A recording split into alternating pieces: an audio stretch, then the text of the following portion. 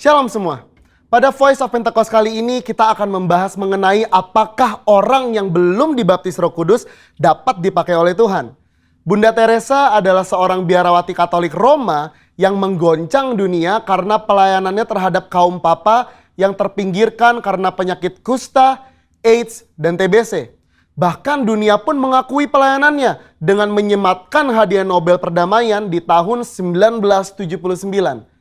Martin Luther, seorang reformator gereja yang menggoncang keadaan gereja yang kelam pada masanya. Adapun Billy Graham, seorang penginjil dari Amerika Serikat yang saat mengadakan KKR dapat mengundang jutaan orang. Bahkan beliau dianggap sebagai salah satu pemimpin Kristen paling berpengaruh di abad ke-20 ini.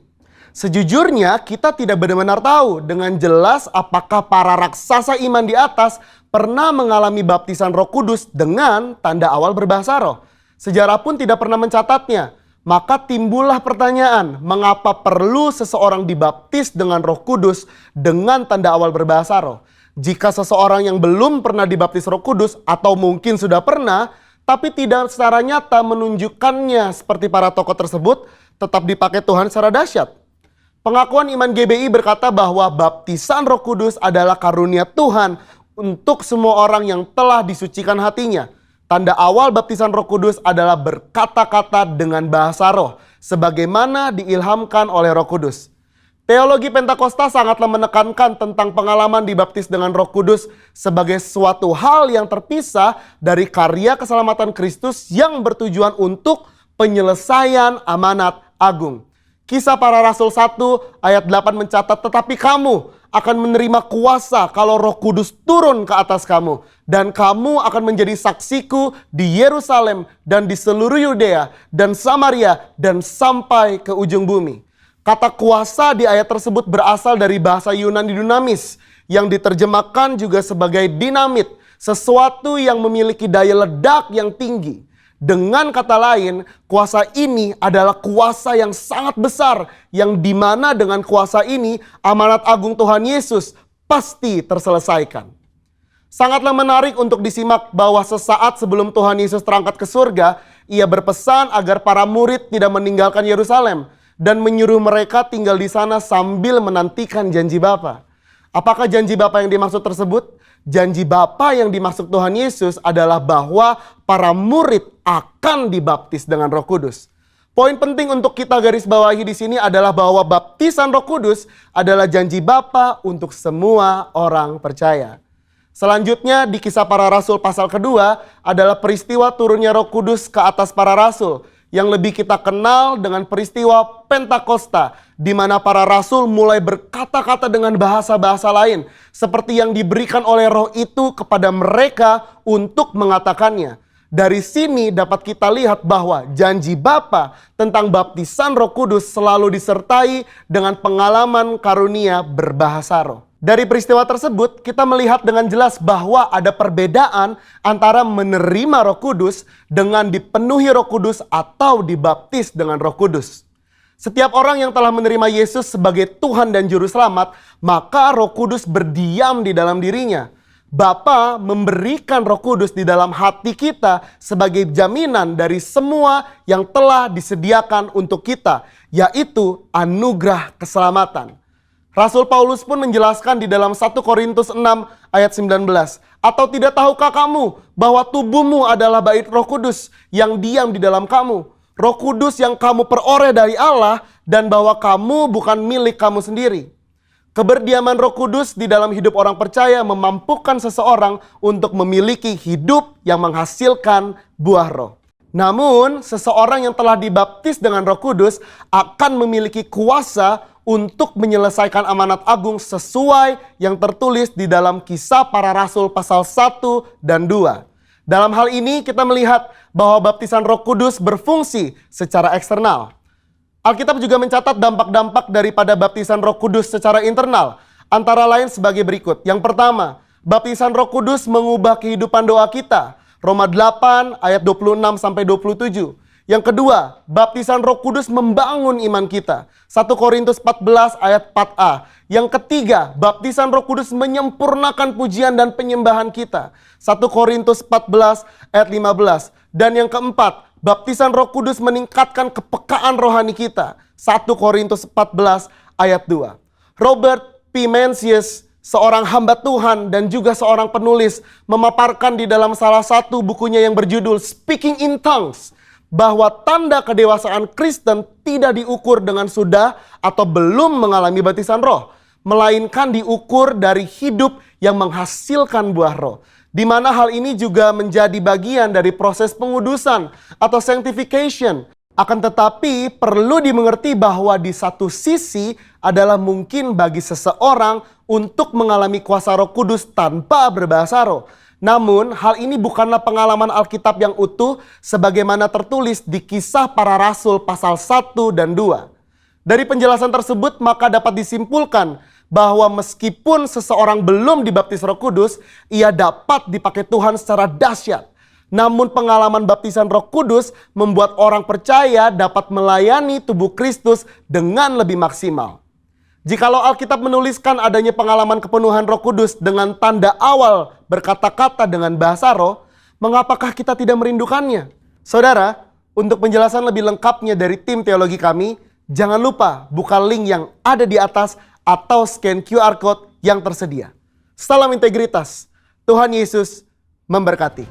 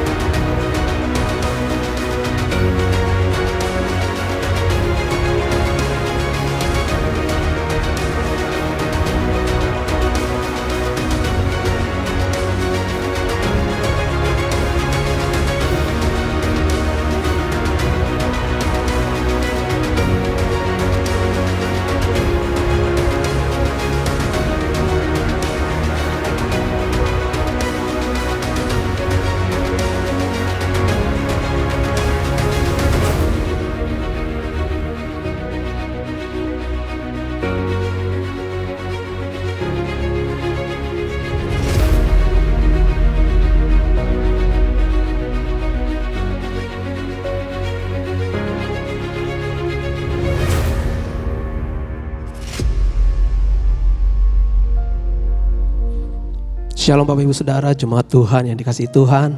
Saya percaya apapun keadaan kita hari-hari ini, setiap kita mengalami kebaikan Tuhan, amin.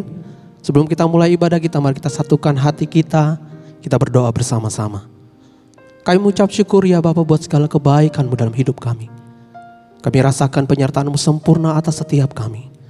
Dan saat ini Tuhan, kami mau membuka hati kami untuk memuji dan menyembah nama-Mu. Dan kami kembalikan setiap pujian penyembahan kami hanya bagi nama-Mu. Di dalam nama Tuhan Yesus Kristus. Haleluya. Amin. Engkaulah sumber pengharapan setiap kami Tuhan. Engkaulah sumber kekuatan setiap kami. Terima kasih ya Bapa.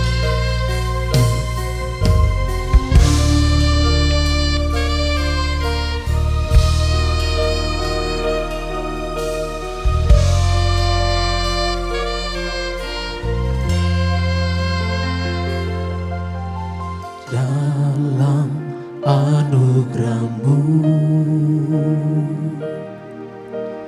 dalam naungan-Mu,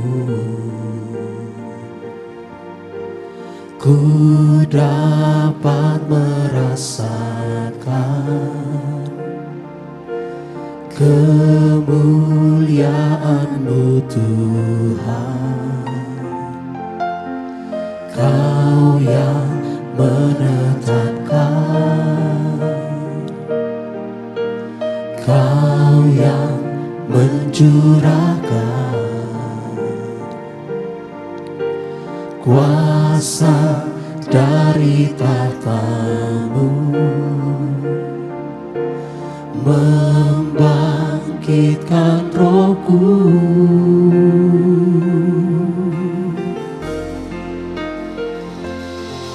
Selamanya Kau Tuhanku, yang terutama di hidupku. Tak akan ku lepaskan pengharapan di dalam-Mu. Kalau jawaban bagi setiap kami itu,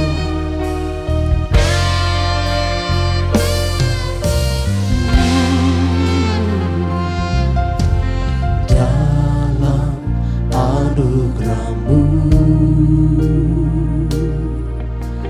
dalam naungan-Mu,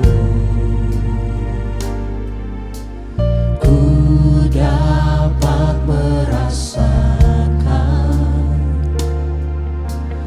kemuliaan-Mu Tuhan.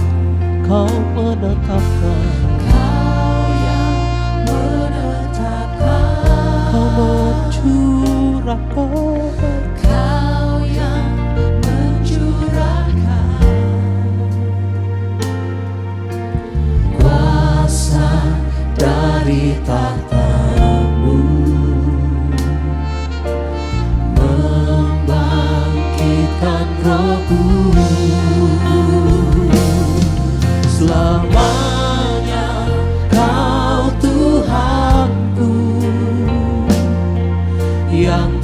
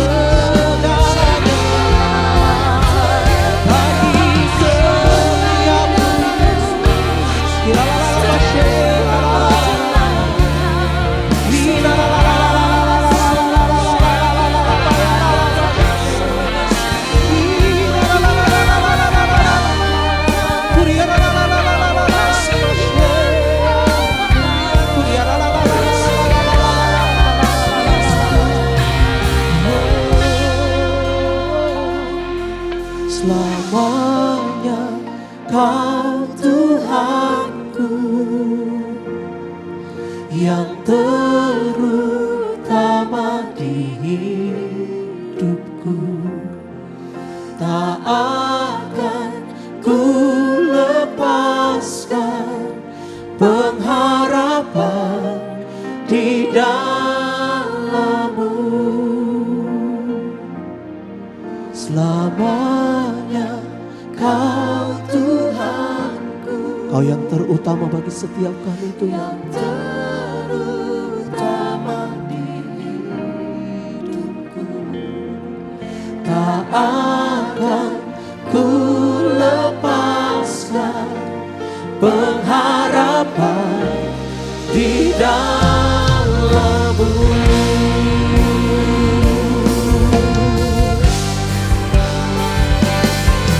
Selamanya Kau Tuhanku, yang terutama di hidupku. Tak akan ku lepaskan pengharapan di dalam-Mu. Selamanya Kau Tuhanku, yang terutama di hidupku. Tak akan ku lepaskan pengharapan di dalam-Mu. Pengharapan di dalam-Mu. Pengharapan di dalam-Mu.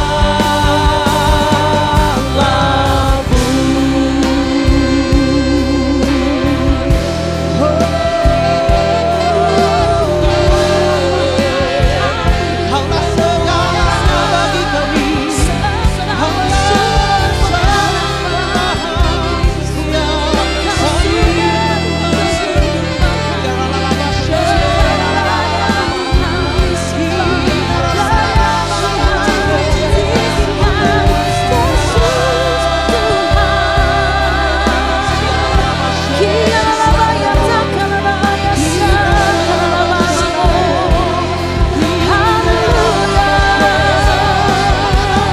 Mari yang di rumah-rumah, angkat hatimu lebih lagi. Sembah Dia, sembah Dia. Oh, Yesus yang layak disembah. Kami nyatakan Engkau besar. Kasih-Mu Tuhan, kasih-Mu Tuhan bagi kami. Terima kasih Yesus.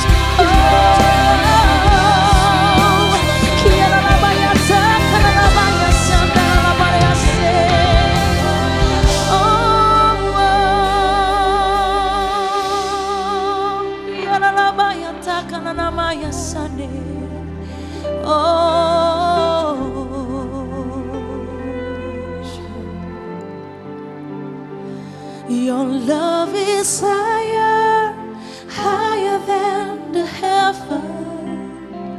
Your mercy is deeper, deeper than the earth. Your grace is wider, wider than the ocean.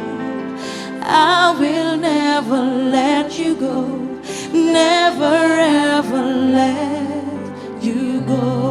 Mari katakan, your love is higher, higher than the heaven.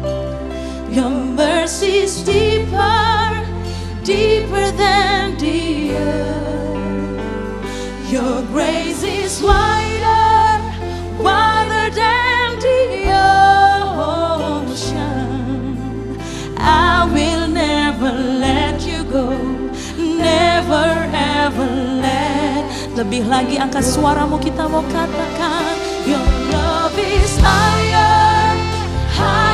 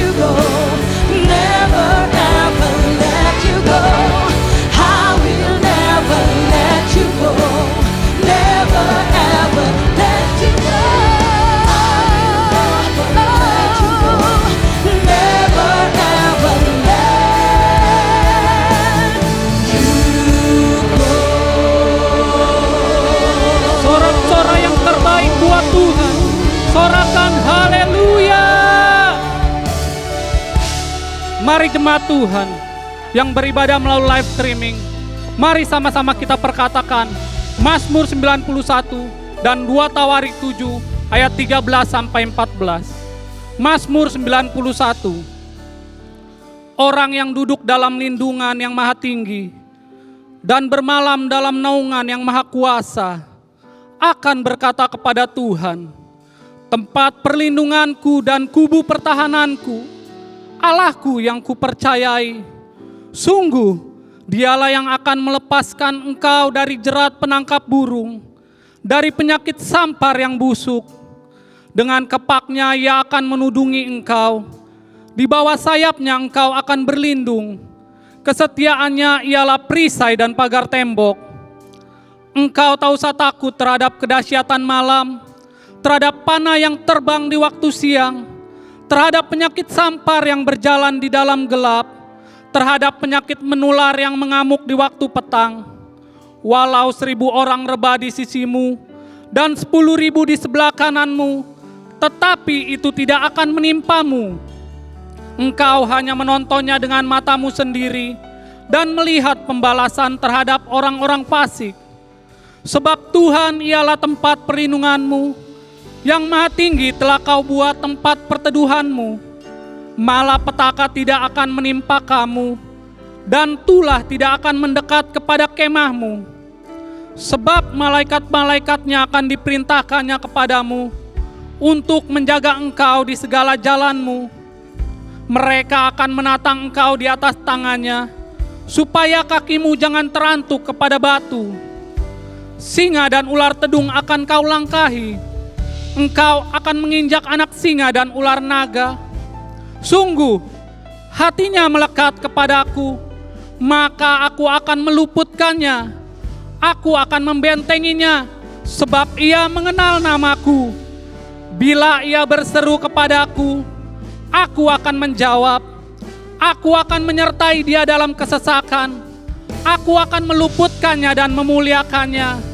Dengan panjang umur akan kukenyangkan dia, dan akan kuperlihatkan kepadanya keselamatan daripadaku. 2 Tawarik 7 ayat 13 sampai 14. Bila mana aku menutup langit sehingga tidak ada hujan, dan bila mana aku menyuruh belalang memakan habis hasil bumi, dan bila mana aku melepaskan penyakit sampar di antara umatku, dan umatku yang atasnya namaku disebut merendahkan diri, berdoa dan mencari wajahku, lalu berbalik dari jalan-jalan yang jahat, maka aku akan mendengar dari sorga dan mengampuni dosa mereka, serta memulihkan negeri mereka. Ibadah ini kami serahkan dari awal hingga akhirnya di dalam nama Bapa, Anak, dan Roh Kudus, di dalam satu nama, Tuhan Yesus Kristus. Sorakan haleluya.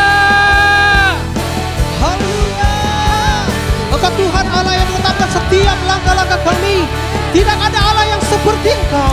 Engkaulah sumber kemenangan setiap kami. Sebab itu kami mau bersorak-sorai bagi Tuhan, Kau Tuhan. Yang siap bersorak-sorai bagi Tuhan, katakan amin. Sekali lagi katakan amin. Haleluya. Saudara Tuhan, jemaat Tuhan yang ada di rumah, mari saudara kita lebih lagi bersorak-sorai bagi Tuhan. Mari nyatakan pujian yang terbaik bagi Tuhan. Dia Tuhan Allah, ya, Dia ada di antaramu sebagai pahlawan yang memberi kemenangan. Haleluya. Mari bersama-sama bertepuk tangan bagi Tuhan.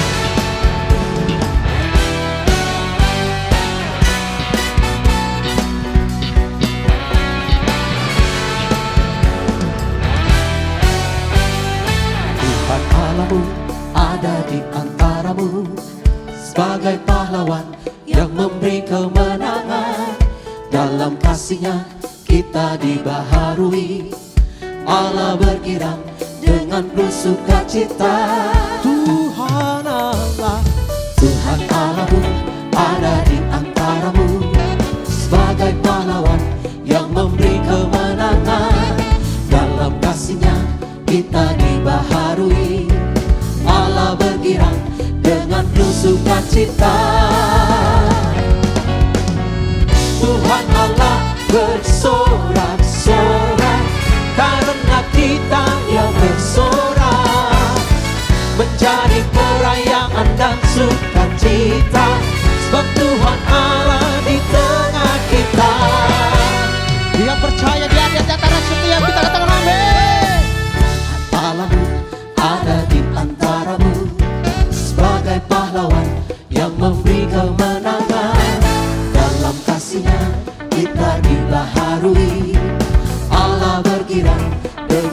bersukacita. Tuhan Allah bersorak-sorai, karena kita Dia bersorak, menjadi perayaan dan sukacita, sebab Tuhan Allah di tengah kita. Tuhan Allah bersorak-sorai, karena kita Dia bersorak, menjadi perayaan dan sukacita, sebab Tuhan Allah di tengah kita. Dia sumber kemenangan kita, katakan amin. Engkau dahsyat bagi setiap kami Tuhan. Ajaib setiap perbuatanmu bagi setiap kami.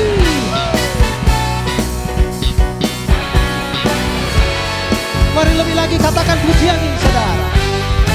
Tuhan Allahmu ada di antaramu, sebagai pahlawan yang memberi kemenangan. Dalam kasih-Nya kita dibaharui, Allah berirang dengan bersukacita.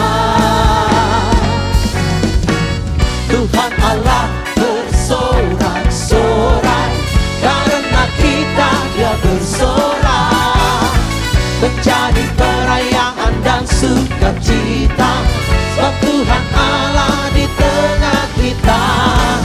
Tuhan Allah bersorak-sorai, karena kita Dia bersorak, menjadi perayaan dan sukacita, sebab Tuhan Allah di tengah kita. Tuhan Allah bersorak-sorai, karena kita Dia bersorak, menjadi perayaan dan sukacita, sebab Tuhan Allah di tengah kita. Tuhan Allah bersorak-sorai, karena kita Dia bersorak, menjadi perayaan dan sukacita, sebab Tuhan Allah di tengah kita. Sebab Tuhan Allah di tengah kita. Sebab Tuhan Allah di tengah kita. Berbunyikan sorak-sorai bagi Tuhan. Katakan haleluya. Haleluya.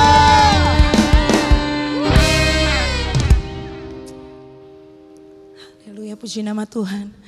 Kembali kita mau menyembah Tuhan. Kami mau duduk diam di dalam hadirat-Mu Bapa. Biarlah hadirat-Mu yang menjamah setiap kami, melawat kami hari ini Tuhan. Terpujilah nama-Mu Tuhan Yesus. Kami mau persembahkan yang terbaik untuk Engkau. Diam di hadirat-Mu. Rasakan hadirat-Mu Tuhan. Yesus.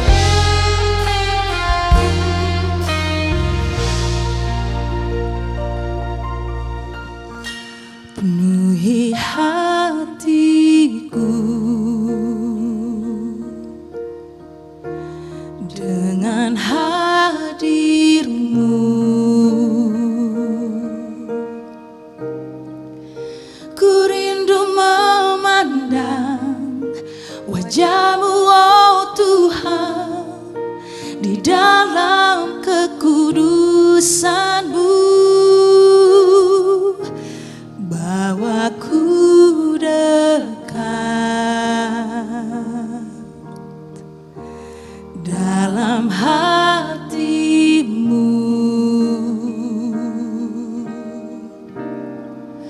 Ku rindu mendengar suara-Mu, oh Tuhan, di tempat kudus-Mu sekarang.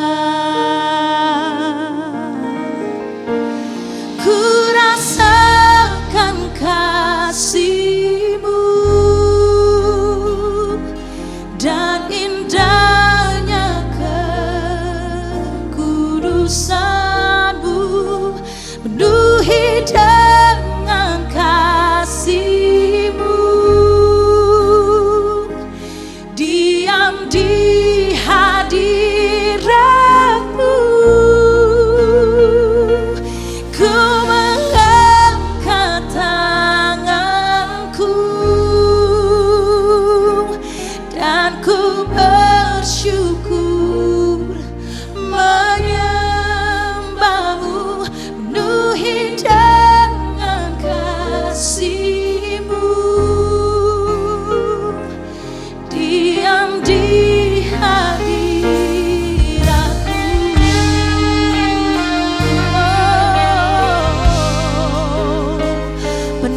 setiap kami Tuhan.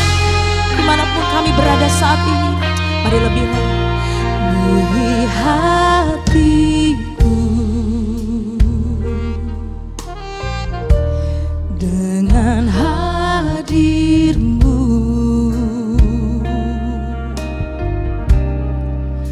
Ku rindu memandang wajah-Mu, oh Tuhan, di dalam kekudusan-Mu. Bawaku dekat, oh dalam hati-Mu. Ku rindu mendengar, ku rindu mendengar suara-Mu, oh Tuhan, di tempat kudus-Mu. Katakan ku rasakan, ku rasakan kasih-Mu dan indahnya kekudusan-Mu. Duhi dengan kasih-Mu, diam di hadirat-Mu. Kami mengangkat tangan kami Tuhan. Aku bersyukur Tuhan, dan ku bersyukur menyembah-Mu, memenuhi dengan kasih-Mu. Diam di hadirat-Mu, ku rasakan, oh kasih-Mu Tuhan, dan indahnya kekudusan-Mu. Penuhi dengan kasih-Mu, diam di hadirat-Mu. Mari angkat kedua tanganmu tinggi-tinggi saat ini.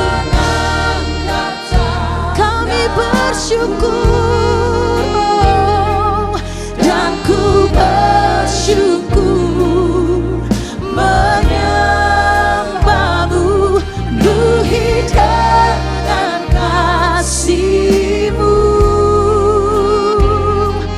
Diam di hadirat-Mu.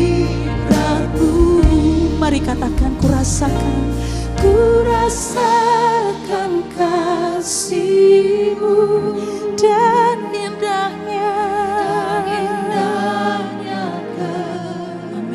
kekudusan-Mu. Duhi dengan kasih-Mu, diam di hadirat. Kami mengangkat kedua tangan kami Tuhan. Kami mau bersyukur Tuhan, dan ku bersyukur menyembah-Mu, duhi dengan kasih-Mu. Diam di hadirat-Mu, kami rasakan kasih-Mu Tuhan. Haleluya. Ku rasakan kasih-Mu dan indahnya kekudusan-Mu. Duhi dengan kasih-Mu, diam di hadirat-Mu. Ku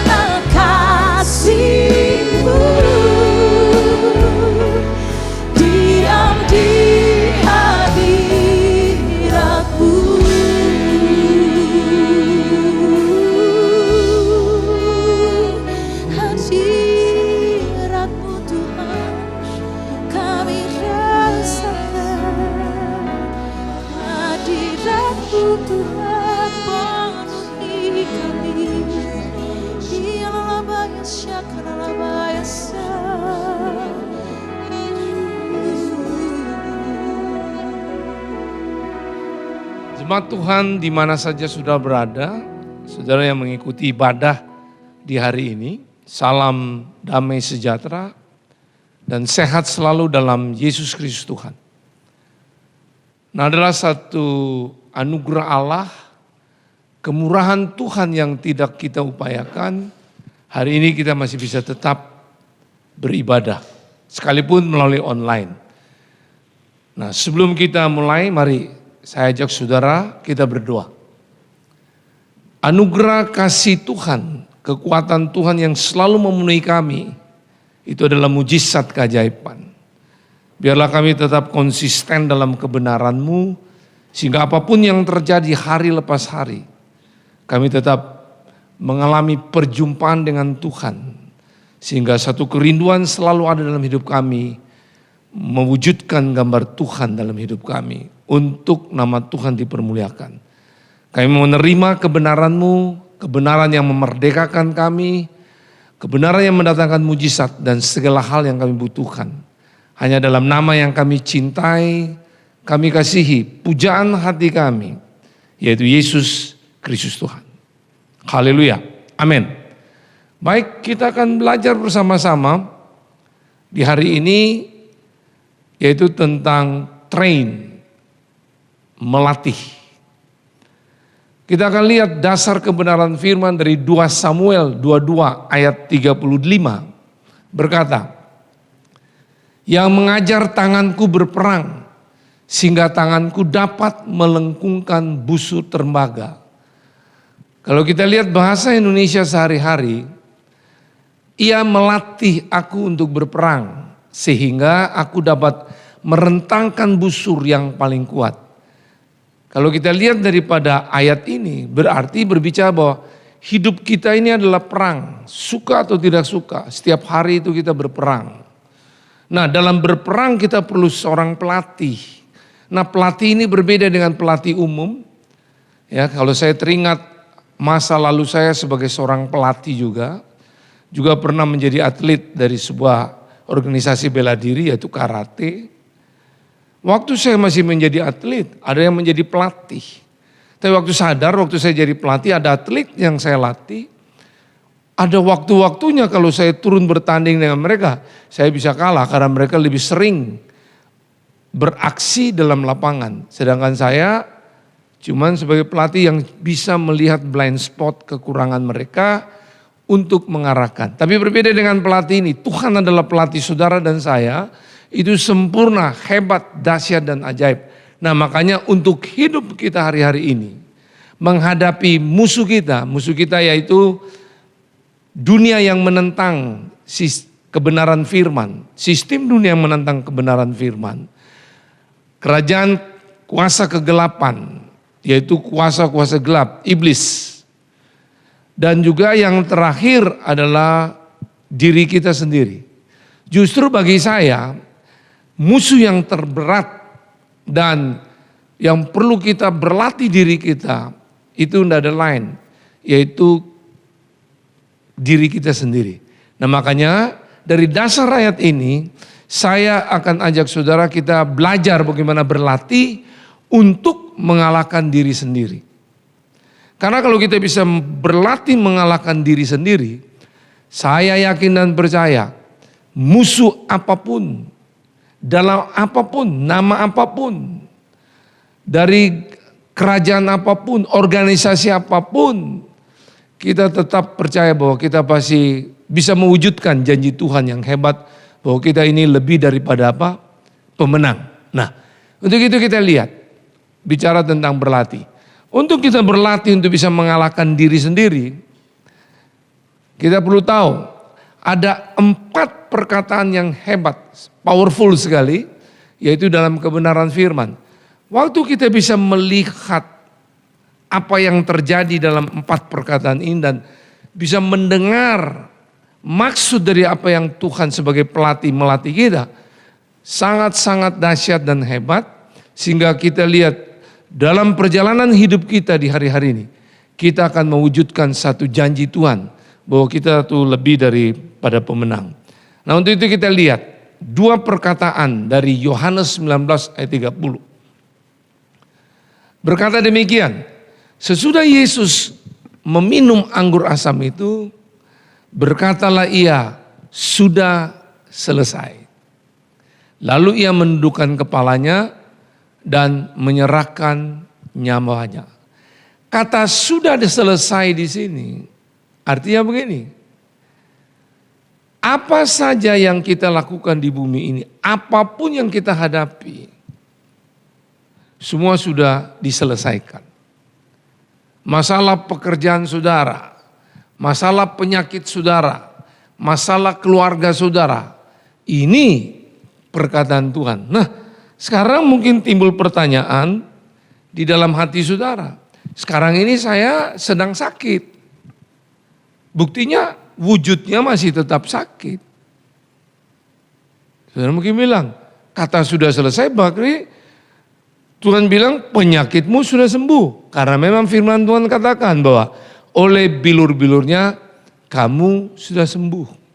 Ada pertanyaan mungkin juga dari jemaat Tuhan bahwa masalah keluarga kami sekarang sedang berada di ambang perceraian. Tapi kalau memang Tuhan bilang sudah selesai, berarti kan keluarga kami itu pasti kembali pulih, harmonis kembali. Atau hubungan anak dengan papa mama, kakak dan adik, atau suami istri. Itu mungkin pertanyaan-pertanyaan itu muncul. Nah, yang lain lagi mungkin masalah hal ekonomi, finance. Saudara di PHK, saudara dirumahkan. Pekerjaan masih saudara cari, belum dapat. Tapi ini dikatakan sudah selesai.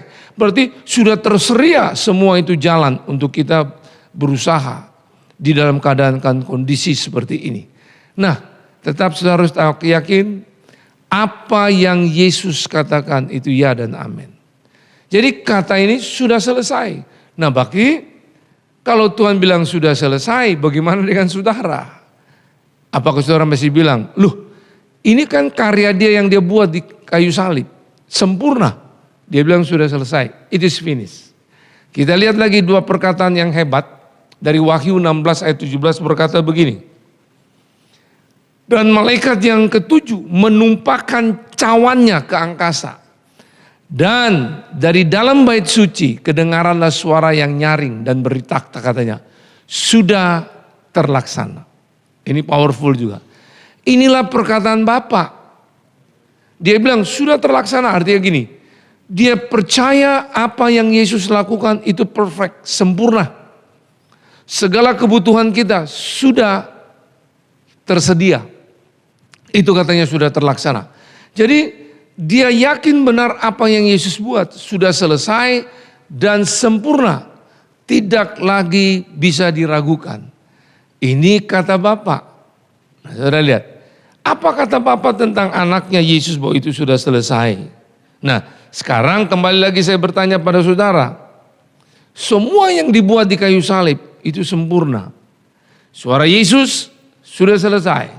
Bapa menyetujui apa yang dibuat Yesus sudah terlaksana. Nah, sekarang kembali lagi. Masihkah ragu saudara? Saudara mungkin bisa bilang gini. Mungkin akan diselesaikan. Kira-kira nanti kemudian. Tapi ini sudah jalan, nyata. Sudah terlaksana. Nah, mari.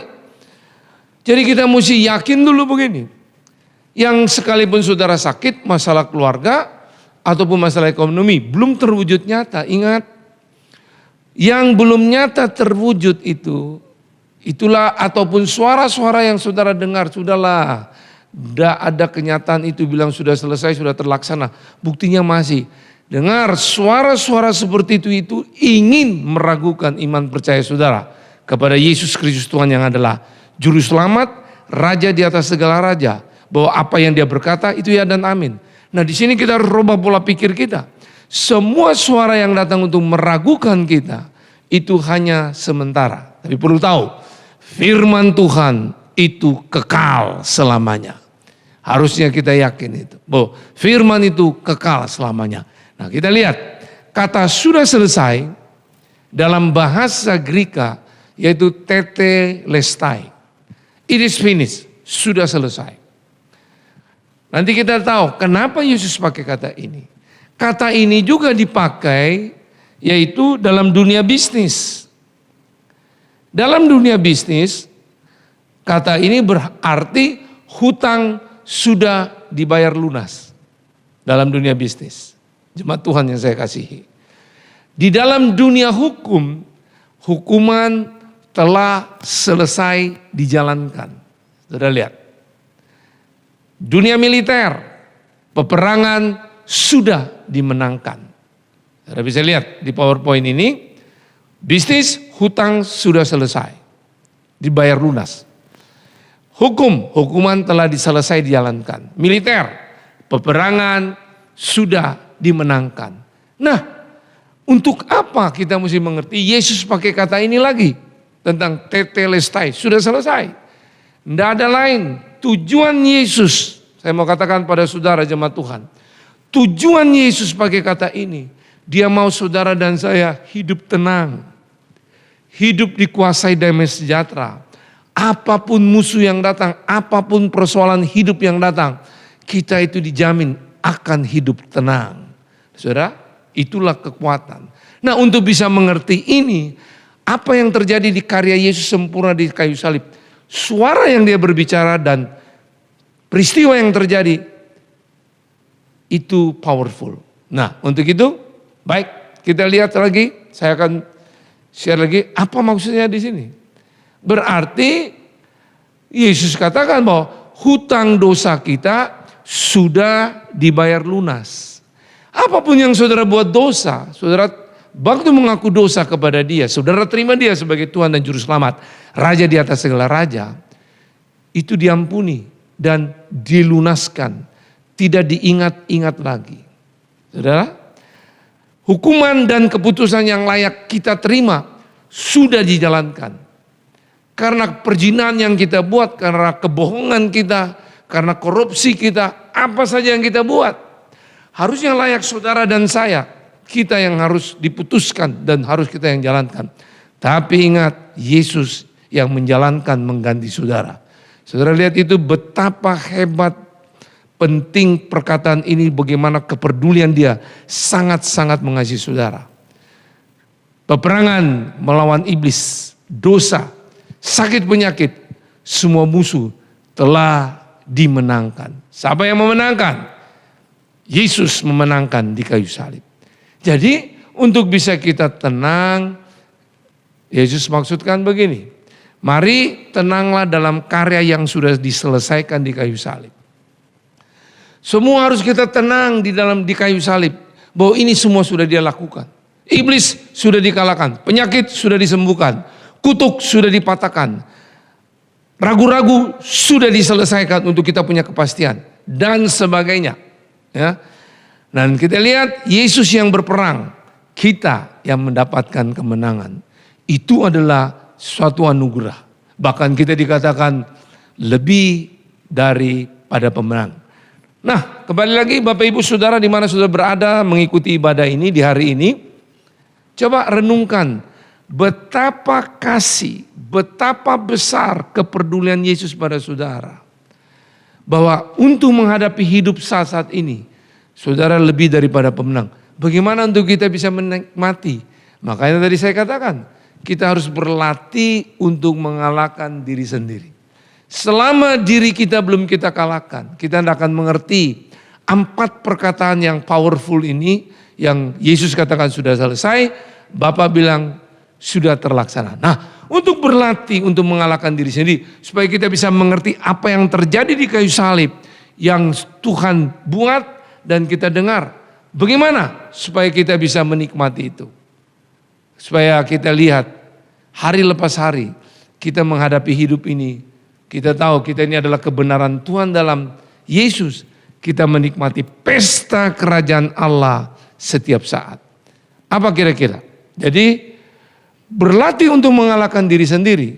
Kebenaran yang pertama yang kita harus perlu latih. Jangan melihat apa yang terjadi di kayu salib atau mendengar apa yang Yesus katakan di kayu salib. Ya, yang terjadi di kayu salib dengan panca indera dan kepala. Sekali lagi, jangan melihat, mendengar yang terjadi di kayu salib dengan panca indera dan kepala. Panca indera berbicara tentang kecap, melihat, mencium, meraba, dan merasakan, ya, atau mencium, ya. Panca indera. Kalau saudara pakai panca indera saudara, tidak ketemu. Karena apa yang Yesus buat di kayu salib itu 2000 tahun yang lalu. Saudara tidak bisa melihat, menjangkau itu. Jadi saudara harus tinggalkan itu. Terus jangan dengan kepala. Maksudnya apa? Maaf, dalam kepala kita ini ada pikiran kita. Dengan bahasa yang saya minta maaf lagi agak kurang enak, dengan otak kita. Kalau apa yang terjadi di kayu salib dan suara yang Tuhan katakan, terus dalam firman Tuhan, kita cuma dengar dan kita taruh di kepala kita, saudara pasti tahu. Tapi ingat, dengan terlalu banyak saudara tahu, akhirnya saudara akan jadi sok tahu. Itu yang tidak akan saudara bisa mengerti ini. Akhirnya saudara cuma berdasarkan intelektual saudara. Ya. Ada satu waktu di satu kota, ya, satu negara dan di satu kota itu adalah orang-orang yang berkulit hitam. Ada seorang profesor kembali daripada studinya, dia ingin lihat kota kelahirannya. Begitu dia lihat di kota kelahiran, dia bangga sekali karena apa? Keluar kota itu tambah maju, bersih. Itu dia mulai tanya anak-anak dan penduduk di situ. Kok bisa seperti ini kalian ngalami? Jawab satu anak kecil dan kakaknya, ini semua kami buat bersama dengan Tuhan. Profesor itu kaget, Tuhan? Dia tanya kepada anak-anak itu, kalian kuliah? Tidak. Dengar ya, saya seorang profesor. Kamu melihat Tuhanmu? Anak-anak itu jawab dengan polos, tidak. Kamu bisa memegang Tuhanmu? Mereka jawab juga dengan polos, tidak. Dia langsung jawab, profesor, menurut sains, kalau pengetahuan katakan orang tidak bisa melihat sesuatu dan tidak bisa meraba, itu berarti tidak ada. Dengan kata lain, Tuhan tidak ada. Kaget itu anak-anak muda juga keluarga mereka. Hah? Tuhan tidak ada? Mereka agak diam sebentar. Dia bilang, kalian kan tidak kuliah. Saya ini seorang profesor. Waktu dia mau tinggalkan kota itu, tiba-tiba anak kecil bilang, pasang profesor, tunggu sebentar.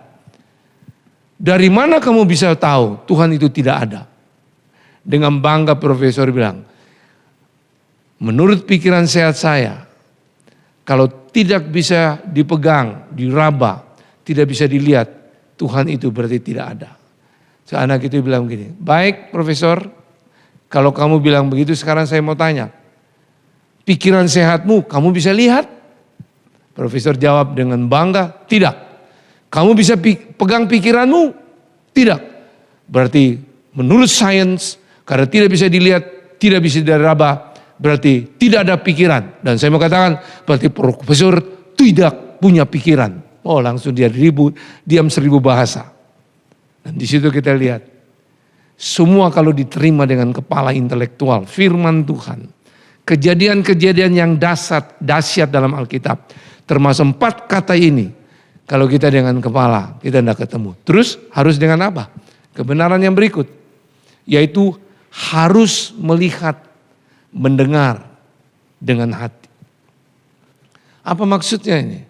Saudara, kalau tadi kita terima hanya dengan otak kita cuma tahu. Akhirnya kita terlalu banyak tahu jadi sok tahu. Tapi kalau dengan hati kita melihat apa yang terjadi di kayu salib dan mendengar apa yang Yesus katakan di kayu salib. Dari hati itulah akan muncul yang namanya percaya. Hanya dengan hati baru bisa timbul yang namanya percaya. Percaya itu adalah iman. Jadi untuk tahu apa yang terjadi di kayu salib, dengar suara Tuhan, melihat karyanya yang sempurna kayu salib, hanya diterima dengan hati, percaya, timbul yaitu dengan iman. Makanya Ibrani 11 ayat 1 katakan, iman adalah dasar dari segala sesuatu yang kita harapkan, bukti dari segala sesuatu yang tidak kita lihat. Dalam bahasa Inggrisnya King James atau New King James selalu ada kata now, faith is sekarang, iman adalah, begitu ya. Nah kata sekarang itu artinya bicara tentang kairosnya Tuhan. Bukan kronos waktunya kita yang 24 jam. Makanya waktu kita 24 jam ini bagaimana bisa dikuasai oleh kairos. Apa yang kita lihat dan kita dengar harus punya dasar. Ya apa yang kita harapkan harus ada dasar. Kita mengharapkan melihat keajaiban, kita melihat untuk melihat mujizat, kita mau melihat hal yang tidak mungkin menjadi mungkin. Apa yang kita harapkan harus ada dasar. Dasarnya saudara tahu. Allah itu sangat mengasihi saudara. Buktinya dia mati di kayu salib.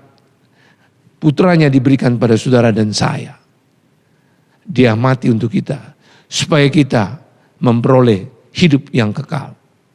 Itu dasarnya. Dan dia punya kuasa. Kuasanya apa? Langit dan bumi dia ciptakan serta isinya. Itu powerful. Jadi kita tidak bisa ragu kalau kita mau harapkan apa. Ada dasarnya. Terus kita lihat. Yang tidak kelihatan. Bukti dari segala sesuatu yang tidak kelihatan itu di mana? Adalah firman. Firman itu ya dan amin. Autentik, kekal. Saudara tidak bisa ragu. Jadi waktu kita belajar berlatih dengan hal natural kita bersama Tuhan. Kita bisa bekerja, kerjalah di saat-saat ini. Kita pakai dasar kebenaran. Kita hidup di dalam kebenaran secara natural bersama Tuhan. Waktu kita sudah jalankan yang supranatural, itu yang Tuhan buat. Makanya kata selesai, semua yang kita hadapi ada mujizat dan keajaiban. Nah makanya saudara lihat, kalau tanpa kita mengerti ini, kita akan sulit untuk menghidupi hidup hari-hari ini. Jemaat Tuhan yang saya kasih, saudara perlu tahu, kita lihat, malaikat tidak diciptakan serupa dengan gambar Tuhan. Waktu malaikat jatuh karena dosa, dicampakkan di muka bumi, Tuhan tidak datang mencari dia. Ya. Tapi berbeda dengan manusia. Waktu mereka berbuat dosa, mereka berdosa, Tuhan datang ke bumi untuk menyelamatkan mereka.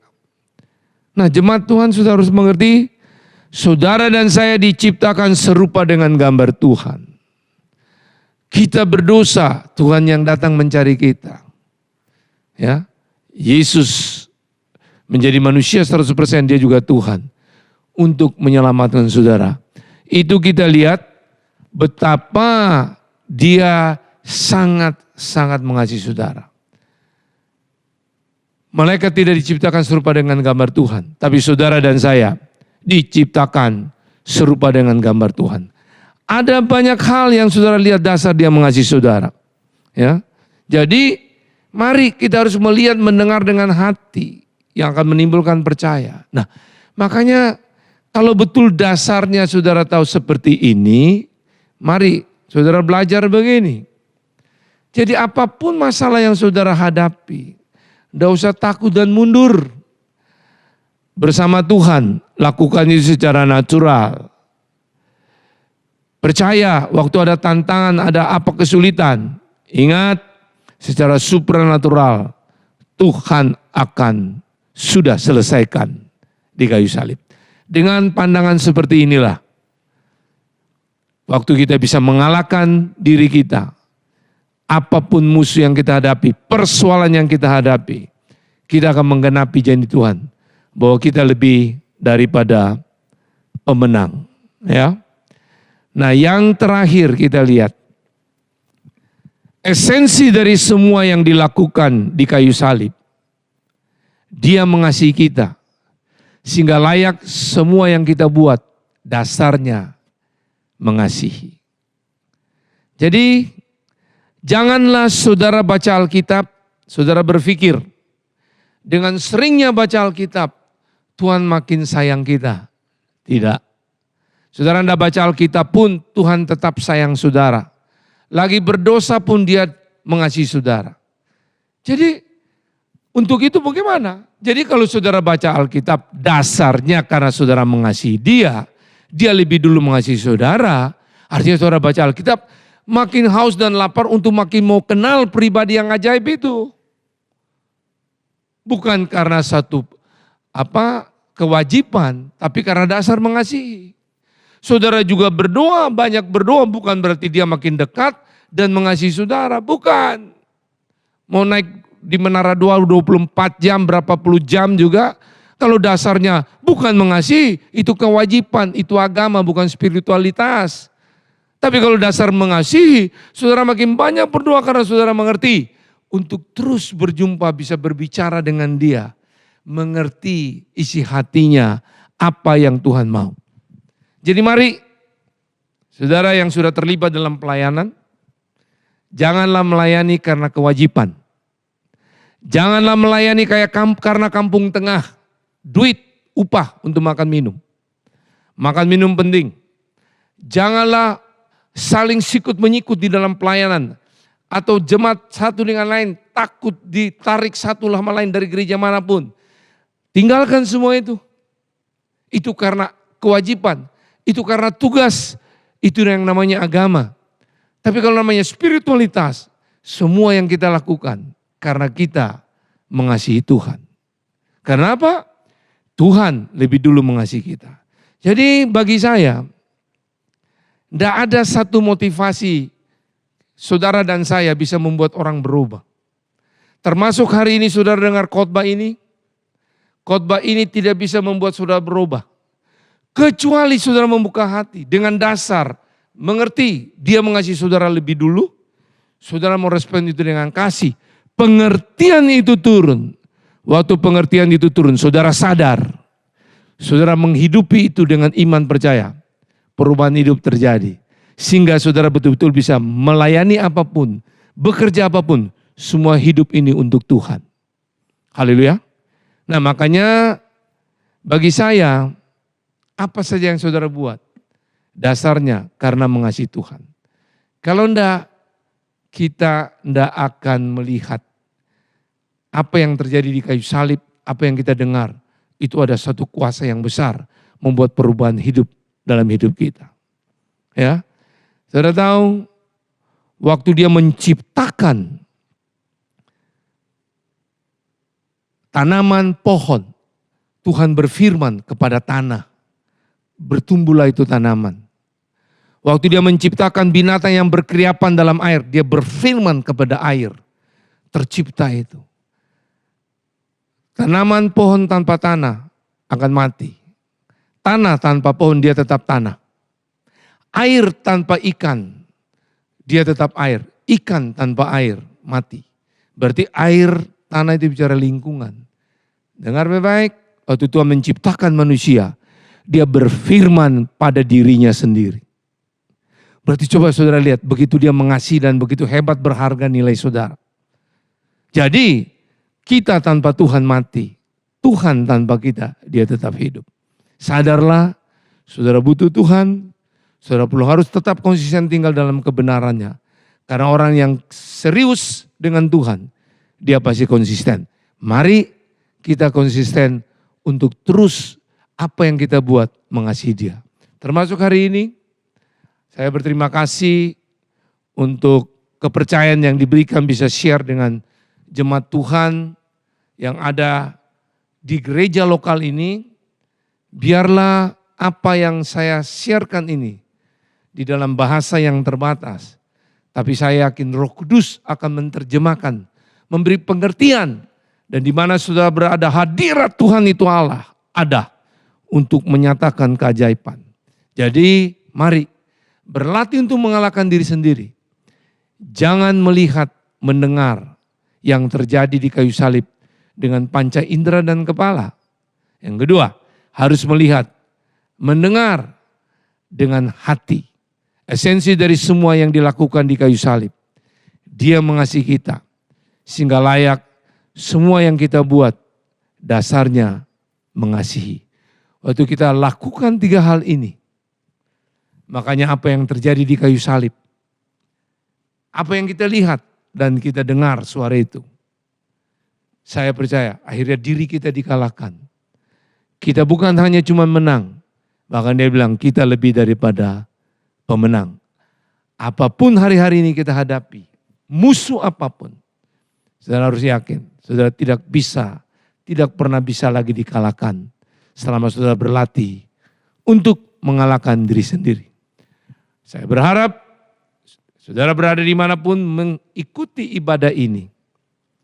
Saudara diberkati untuk nama Tuhan dipermuliakan. Jesus love you abundantly. Tuhan mengasihi saudara berlimpah-limpah. Dan Tuhan memperdulikan saudara hari lepas hari. Kita berdoa. Tuhan, di hari yang berbahagia ini, jemaat-Mu yang mengikuti ibadah ini dimanapun mereka berada. Aku berdoa, pengertian ilahi itu turun untuk mereka sadar bahwa begitu besar, betapa besar Tuhan mengasihi jemaat Tuhan ini termasuk saya. Begitu kita mengerti pengertian segitu mahalnya kita dibayar dengan nyawa Tuhan. Makanya waktu kita sadar kita sangat bernilai. Kita lakukan apa saja untuk Tuhan. Karena dasar mengasihi Dia. Makanya yang sakit dimanapun saudara berada dalam nama Yesus sembuh. Saudara yang lemah dalam nama Yesus ada kekuatan. Percaya itu. Masalah keluarga saudara yang sedang berada dalam satu jurang kehancuran dipulihkan, disatukan kembali. Masalah pekerjaan, masalah finance saudara, keuangan, diberkati. Karena itu janji Tuhan yang sudah Dia berikan pada saudara. Bahkan hari ini saudara yang rindu untuk dipenuhi dengan rohnya Dia. Dalam nama Yesus, aku percaya urapan itu bergerak memenuhi saudara. Bagi saudara yang sedang ketakutan, api roh Tuhan turun. Ketakutan ini dirubah untuk hanya ada kasih, keberanian, dan ketertiban. Dan saudara yang sedang bingung dengan arahan hidup ini, Fata terbuka. Saudara akan melihat solusinya bersama Tuhan. Tuhan, aku percaya apapun yang aku doakan, apapun kebutuhan mereka, semua itu akan terwujud. Terlebih lagi, waktu mereka berlatih mengalahkan diri sendiri dengan pengertian 4 kata yang berkuasa ini. Aku yakin mereka akan menikmati pesta kerajaan Allah yang tidak berkeputusan. Karena hidup mereka selalu dipimpin oleh Tuhan. Untuk mereka menuju kepada sesuatu yang Tuhan mau. Sehingga hidup mereka start well, finish great. Great, besar karena Allah yang besar menaungi mereka. Terima kasih, hamba bersyukur. Apa yang kau buat, kehadiranmu di mana-mana mereka mengikuti ibadah ini, Tuhan jamah mereka. Dalam nama Yesus kami bersyukur. Haleluya. Amin.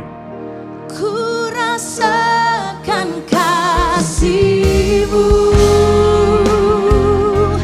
dan indahnya kekudusan-Mu. Penuhi dengan kasih-Mu, diam di hadirat-Mu. Ku mengangkat tanganku dan ku bersyukur menyembah-Mu. Penuhi dengan kasih-Mu, diam di hadirat. Penuhi kami dengan kasih-Mu.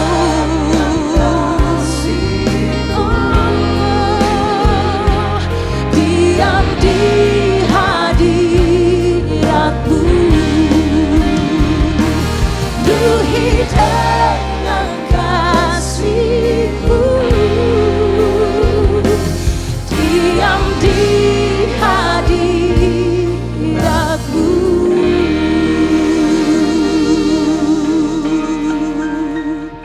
Terpujilah nama-Mu Tuhan Yesus. Kami bersyukur untuk kebenaran firman-Mu Tuhan yang Engkau sudah tabur pada hari ini Tuhan. Kiranya Engkau memberikan kekuatan setiap kami agar kami mampu menjadi pelaku-pelaku firman Tuhan. Di dalam nama Tuhan Yesus, mari yang setiap percaya sama-sama kita katakan amin. Kita akan saksikan news berikut ini.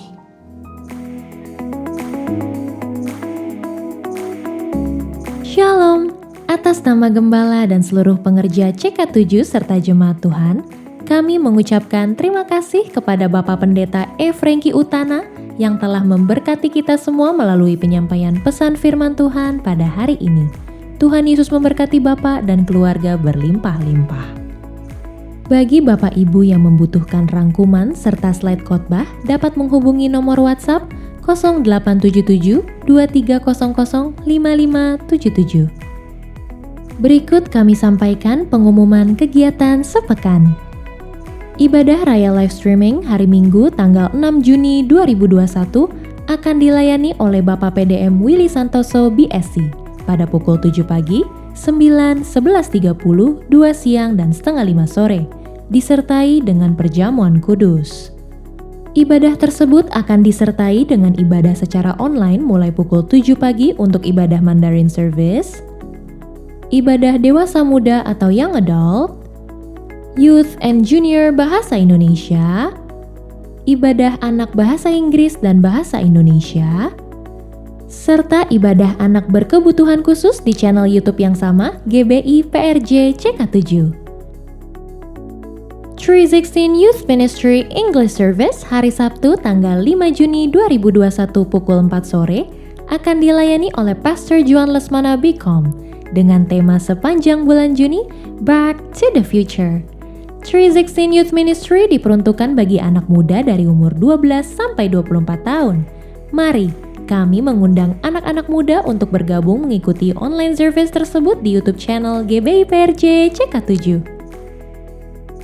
Persembahan umum, kolekte, perpuluhan, ucapan syukur, dan lain-lain dapat dilakukan melalui e-banking, mobile banking, ATM, maupun online di website ke rekening persembahan CK7, BCA Cabang Tamrin dengan akun 206 333 8222 atas nama GBI PRJ. Persembahan dapat juga diberikan melalui QRIS dengan QR Code terlampir atau Bapak Ibu dapat melihat langsung di media sosial masing-masing cabang. Seringkali kita sebagai manusia tenggelam dalam zona nyaman. Sadar atau tidak, kita melakukan aktivitas yang sama sekian lama berulang-ulang. Kita tidak mampu untuk berubah atau mungkin takut untuk berubah. Tahukah Anda bahwa dunia saat ini berubah begitu cepat?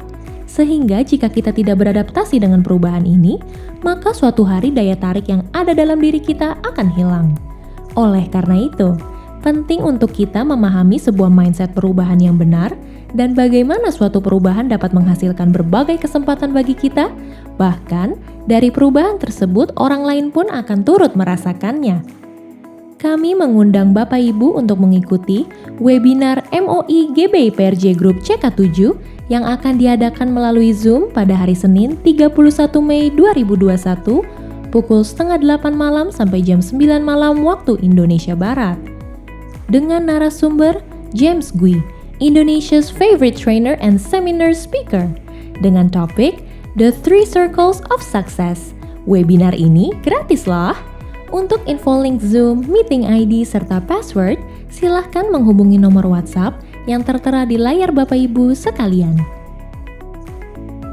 Gembala mengajak kita semua pengerja maupun jemaat untuk tetap setia membangun hubungan intim dengan Tuhan melalui doa fajar setiap hari Senin sampai dengan Sabtu pukul 4.40 pagi dan menara doa pada pukul 3 sore sampai dengan 9 malam setiap hari Senin sampai dengan Sabtu via aplikasi Zoom. Agar kita semua luput dari pandemi COVID-19, krisis ekonomi, masalah keluarga, dan lain-lain. Untuk info link ID serta password Zoom dapat menghubungi nomor WhatsApp 0877 2300 5577. Sehubungan dengan libur nasional Hari Lahir Pancasila pada hari Selasa tanggal 1 Juni 2021, maka diinformasikan doa fajar diliburkan. Tetapi untuk menara doa tetap diadakan seperti biasa. Saat ini kita sudah berada di era masa penuaian akhir zaman. Pertanyaannya, hal apa yang sudah kita lakukan sebagai pengikut Kristus dalam menggenapi amanat agung Tuhan Yesus? Jika di minggu lalu kita sudah belajar pentingnya doa, Maka pada seri suplemen Cool Prayer Warrior Part 2 berikut ini, mata rohani kita akan dibukakan bagaimana doa yang powerful dan tepat sasaran dalam penuaian jiwa atau pengabaran Injil. Tahukah Anda, ada 7 saran penting berdoa yang bermakna dalam masa penuaian ini? Bergabunglah dengan kami dalam online Cool bersama pada hari Jumat 4 Juni 2021 pukul 7 malam sampai jam 9 malam.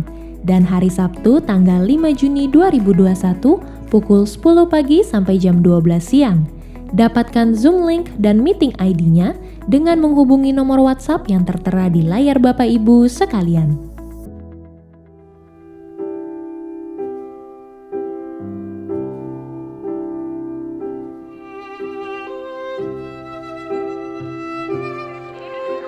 Nih lagi dikasih bansos.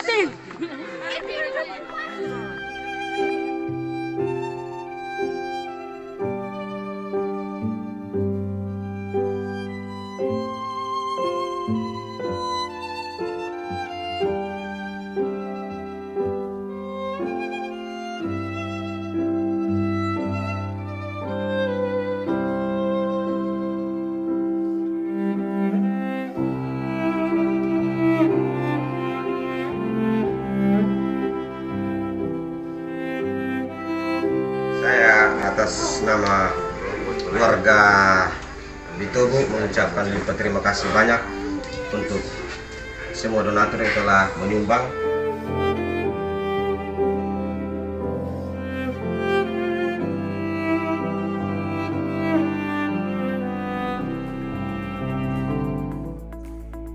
Sekian pengumuman pada hari ini. Terima kasih atas perhatian Bapak Ibu sekalian.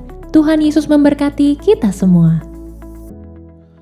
Mari jemaat Tuhan, sebelum kita berdoa syafaat, kita akan memperkatakan apa yang dimaksud dengan Pentakosta ketiga. Karena kita percaya, maka akan terjadi dalam kehidupan kita. Seperti dalam 2 Korintus 4 ayat 13. Namun karena kami memiliki roh iman yang sama, seperti ada tertulis, aku percaya, sebab itu aku berkata-kata. Maka kami juga percaya, dan sebab itu kami juga berkata-kata. Pentakosta ketiga. 1. Pentakosta ketiga adalah pencurahan Roh Kudus yang dahsyat di zaman ini, melebihi yang terjadi di Azusa Street. 2. Pentakosta ketiga akan mengakibatkan penuaian jiwa yang terbesar dan yang terakhir sebelum Tuhan Yesus datang kembali. 3. Pentakosta ketiga akan membangkitkan generasi Yeremia, yaitu anak-anak muda yang dipenuhi Roh Kudus, cinta mati-matian kepada Tuhan Yesus, tidak kompromi terhadap dosa, dan akan bergerak untuk memenangkan jiwa. 4. Pentakosta ketiga lahir di Indonesia dan bergerak ke bangsa-bangsa. Gerakan ini dari timur ke barat dan akan kembali ke Yerusalem. 5. Pentakosta ketiga akan memberikan kuasa untuk menyelesaikan amanat agung dan setelah itu Tuhan Yesus datang kembali. Mari jemaat Tuhan, kita berdoa syafaat. Bapa, dikuduskanlah namamu, datanglah kerajaanmu atas Indonesia. Sesuai dengan firman Tuhan di 2 Tawarik 7 ayat 14. Dan umatku yang atasnya namaku disebut, merendahkan diri, berdoa dan mencari wajahku, lalu berbalik dari jalan-jalan yang jahat, maka aku mendengar dari sorga dan mengampuni dosa mereka, serta memulihkan negeri mereka. Bapa, ampunilah kami, ampunilah bangsa kami Indonesia ya Tuhan. Kiranya Engkau memulihkan negeri kami dari segala penyakit sampar, virus corona, dan malapetaka. Dan setiap orang yang berseru kepada Tuhan akan diselamatkan. Kami berdoa untuk program vaksinasi yang sedang berjalan di bangsa ini. Kiranya berjalan dengan tertib dan lancar. Kami berdoa untuk Bapak Presiden dan Wakil Presiden, Bapak Jokowi dan Bapak Ma'ruf Amin.